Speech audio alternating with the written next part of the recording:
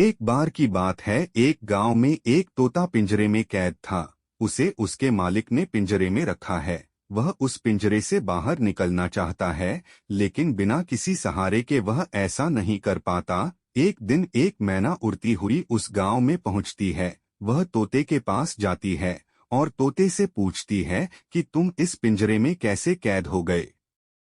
तब तोता बताता है कि पहले मैं एक जंगल में रहता था जहां बहुत से शिकारी आते थे। एक दिन एक शिकारी ने मुझे और मेरे कुछ दोस्तों को पकड़ लिया और उन्हें शहर में बेच दिया, जिसके बाद इस घर के मालिक ने मुझे खरीद लिया और पिंजरे में बंद कर दिया। मैं अब इस पिंजरे में नहीं रहना चाहता। मैं भी तुम्हारी तरह आजाद घूमना चाहता हूँ। क्या आप इसमें मेरी मदद करेंगे?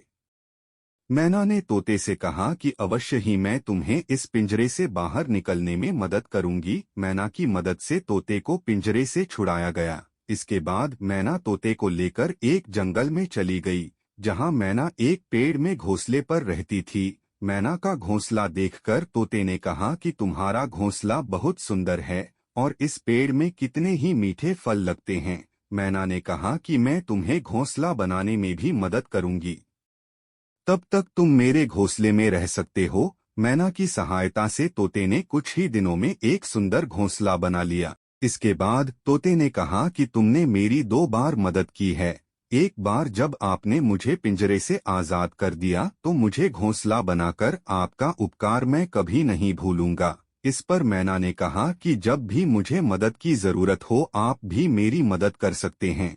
इसके बाद तोते मैना की दोस्ती बढ़ती गई। जब भी जरूरत पड़ती तोता मैना एक दूसरे के काम में आ जाते और एक दूसरे की मदद करते। पूरे जंगल के सभी जानवरों को इस बात का पता चल गया, जिससे सभी ने उनकी दोस्ती की तारीफ की। एक दिन जंगल में भीषण आग लग गई, जिससे सभी जानवर तेजी से वहां से भाग निकले, लेकिन धुएं के कारण पक्षी उस जंगल को छोड़ने में असमर्थ थे। तभी तोते मैना ने मिलकर पक्षियों की मदद करने की सोची।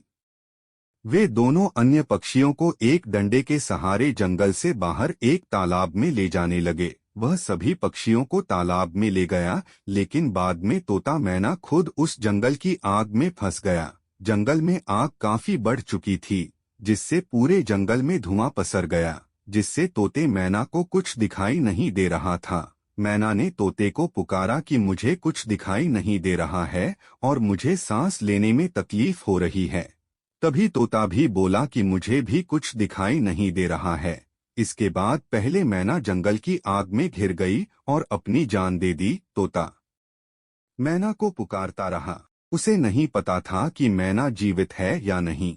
तोता भी बिना कुछ देखे इधर उधर उड़ता रहा और आग की चपेट में आ गया। कुछ देर बाद भी जब तोता और मैना तालाब पर नहीं पहुंचे तो दूसरे पक्षी समझ गए कि तोता और मैना हमारी मदद करते हुए आग में जलकर मर गए हैं, जिससे सभी पक्षियों और जानवरों ने उसकी मृत्यु पर शोक मनाया। इस तरह तोते और मैना की सच्ची दोस्ती अमर हो गई।